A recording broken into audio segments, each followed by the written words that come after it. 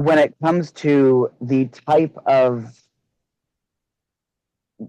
what is identified as a Christian nationalist worldview, which I think we all know does not include all Christians.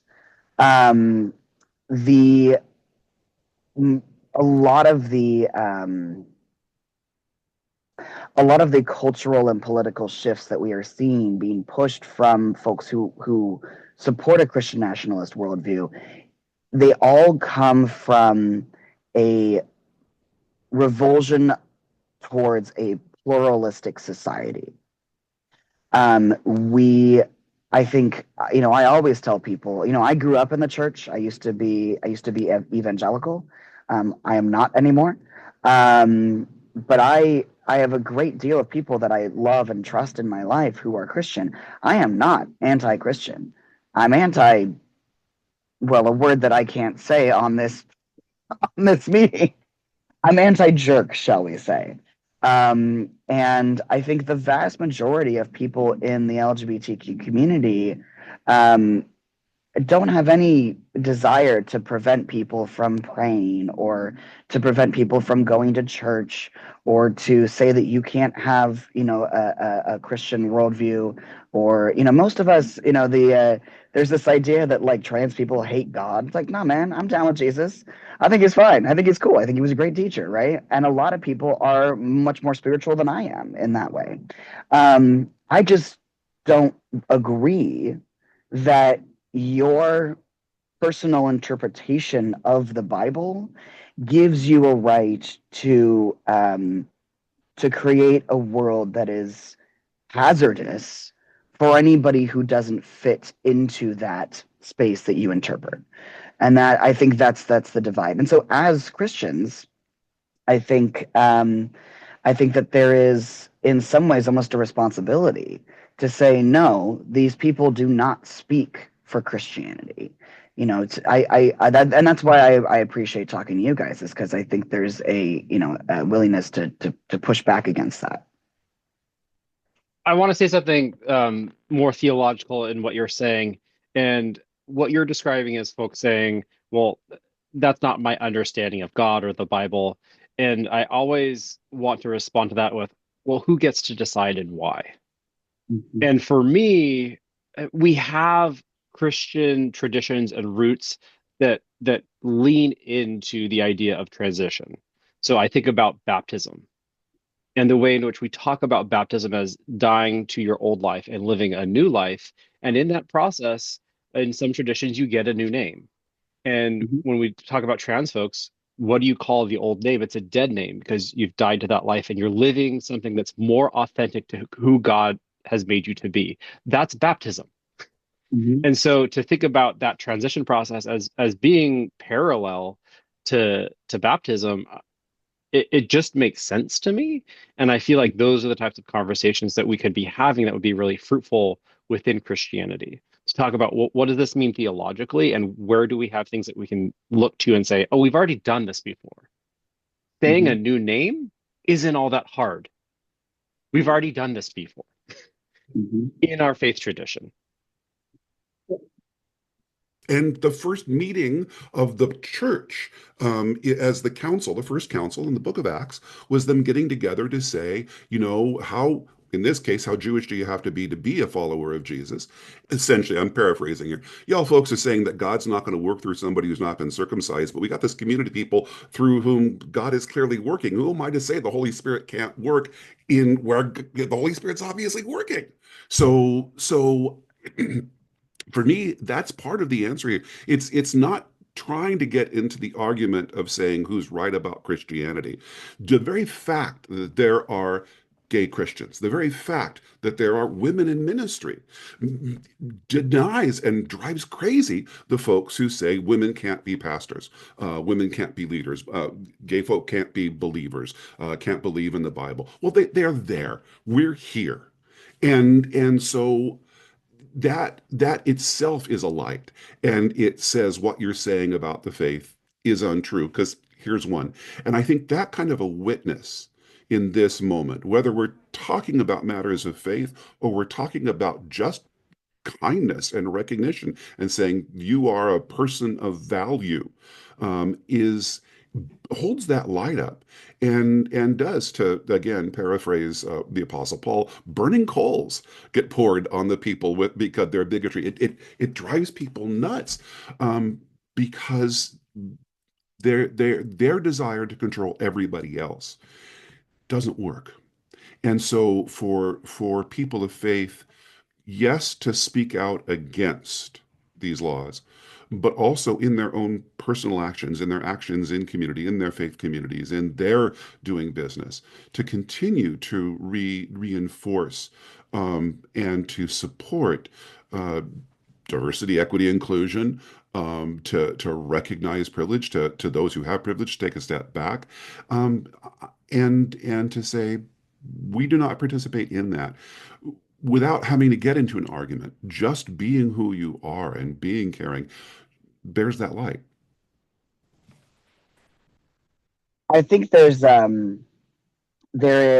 a instinct among a lot of faith leaders to stay out of these conversations because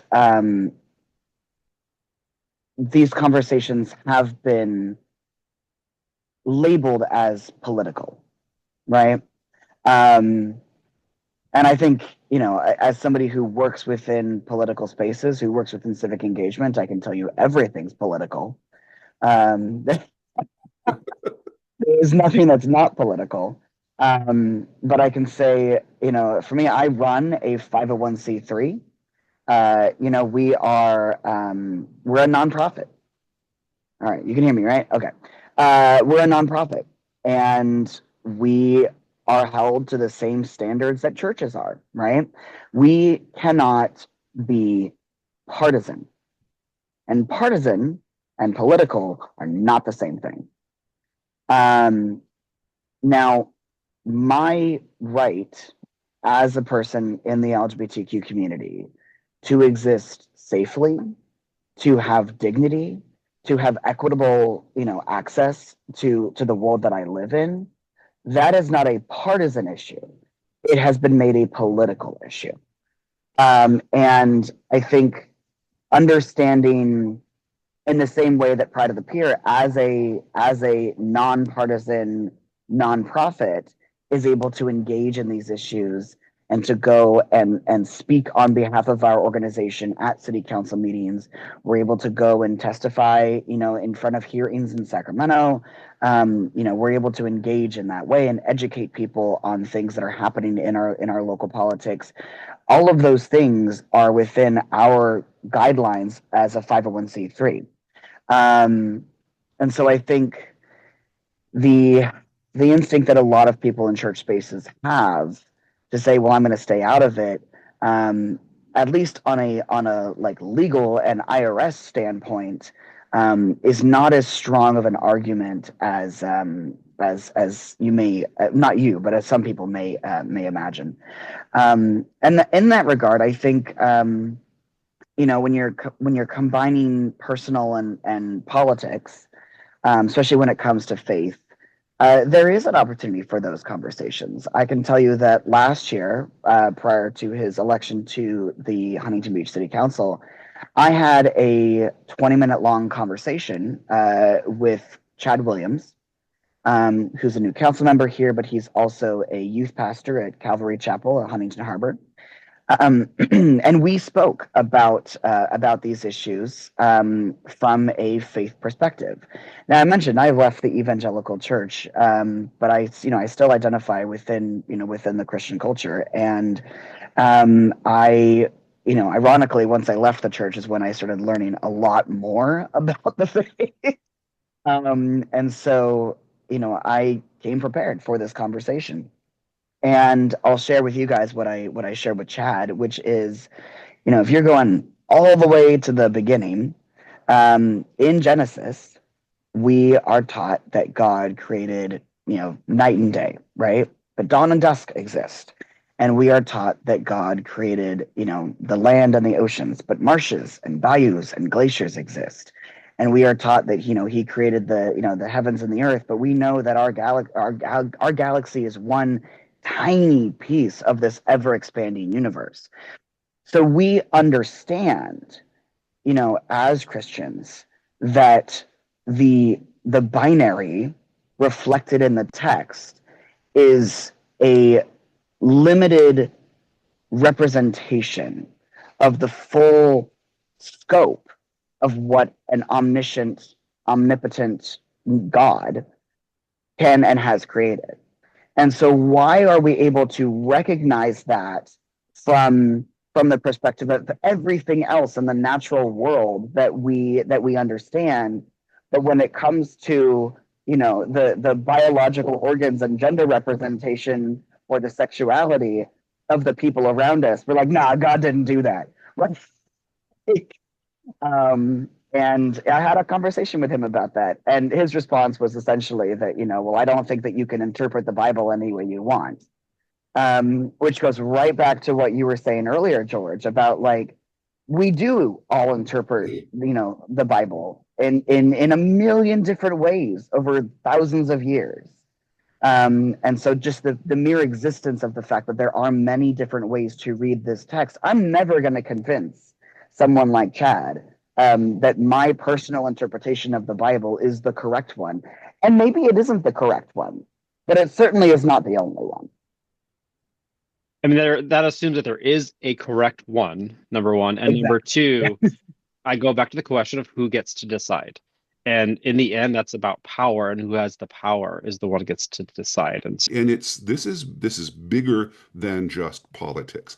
All of these issues are bigger than just politics. The politics of it, the position, is coming out of, again, from me, my perspective, a spiritual brokenness. All of the actions that are in the name of protecting children or wanting to keep our kids from feeling bad about their history are about me, the individual coming up with the idea, wanting to be cruel, wanting to hate, wanting to not have to face the truth about their own hurt, their own fear, their own brokenness. And so rather than face the reality that God has made a very diverse creation, that somehow, unless everybody is like me, I am not worthy. I'm not valued. And so that's why you hear about attacks on masculinity. It's people are attacking me. I'm not feeling like I'm the most powerful. And so I need to get back to a place. I need to move my company to a place where men are men and where I am affirmed in who I am. And we know how to control everybody else. And that's what's going on. I look at some of these oligarchs and realize that they're working off of fear, off of brokenness. And so for me, it's not a political matter. It is a spiritual matter. Yeah. And that is our realm. yeah, Absolutely. Absolutely. I think I often find it funny as someone that, sacrificed a great deal to make sure that the world understood that I'm a man. I'm not insecure in my masculinity. I'm perfectly uncomfortable. I'm perfectly comfortable as being perceived as a man, and I don't need to prove it to anybody. I think when it comes to the way that people develop views about the world around them that then feed into their actions, we the things that things like, oh, I'm gonna blame this political leader for a wildfire. Those things don't happen in a vacuum, right? All of the views that we develop come, there's a funnel that leads into that view, and it is about the messaging that we hear on a daily basis or the messaging we don't hear on a daily basis, and the people that we view as trustworthy to provide us that information. So and this is why I think that in faith spaces, it's really important to have these conversations, is because you, as faith leaders, have an opportunity to be talking about not the laws or the ordinances or the lawsuits or all of the news stuff about politics. You have an opportunity to talk about the inherent value of LGBTQ people in our society, as much as anybody else, right? You have an opportunity to talk about, um, calling out bigotry. You have an opportunity to talk about, naming the tactic that is telling people that their children are in danger. You have an opportunity to talk about all of these things. And I went to your Christmas Eve service. It's the kinds of things that you talked about in that service, which I thought was great. Those things you may not be. Oh, there we go. You may not be telling somebody how to vote. You may not be telling somebody, what legacy news media channel to listen to, or where they should prioritize, putting their political donations or whatever. Like those aren't things that you're telling people. But if you are establishing yourself as a trustworthy person in their sphere, and you are encouraging those conversations, and you are bringing in other people to encourage these conversations, to expand worldviews, like that is a funnel that is leading down to the way that that person responds when they hear something like, oh, Karen Bass is the reason that Pacific Palisades burned down, right? Like that, like they don't make a decision about those things that they hear in a vacuum. They make a decision on how to respond based on everything else that they've been fed before that point.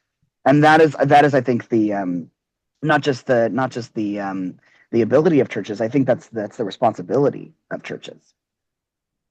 Yeah. I grew up in the church. I grew up in a very, I like to joke that it was fundy light, right? Very, very conservative space. Some of which I didn't really realize until I left. But I left when I was 18, because I had come out as bisexual. So this is before even, like the least scandalous thing I could have come out as, right? So I came out as bisexual, and there was a lot of really negative stuff going on in the church, and that was also the same time as California was working to ban gay marriage by vote. So it was a rough time to be queer in an evangelical space. But I left, and um while it was never like, oh, I'm turning my back on God. I just, like I said, I've never had a problem with Jesus. I live my life by the red text. I always have. But I held a lot of anger for a very long time towards Christians as a whole.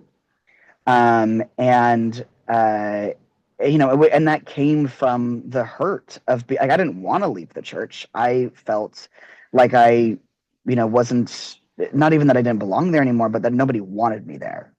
And that was an incredibly painful thing to experience. And the reason that I don't feel that way now, and the reason why Pride of the Peer will work with interfaith groups, is because of voices like yours, like my devoutly Catholic progressive best friend, like other people in my life who are who have deep convictions in their faith, but are showing a different perspective of how to live by that faith. Um, which has absolutely shaped my view today of the faith community.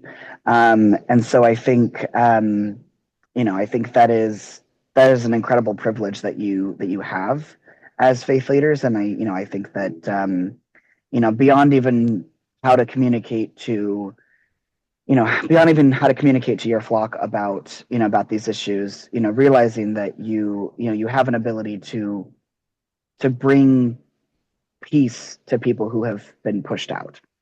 It's a two-sided coin there. Well, thank you for being with us and sharing today. We'll continue to have more conversations. It's always a delight for the three of us to talk.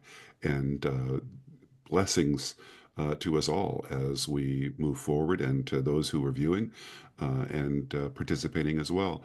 I wish for you strength and hope and courage in the coming year and years, It is a challenging time, but it is to times such as this that we are called to be who we are and to live out our understanding of who we've been made to be, and to share that good news with our words and our work. So I bid you to be strong and go in peace.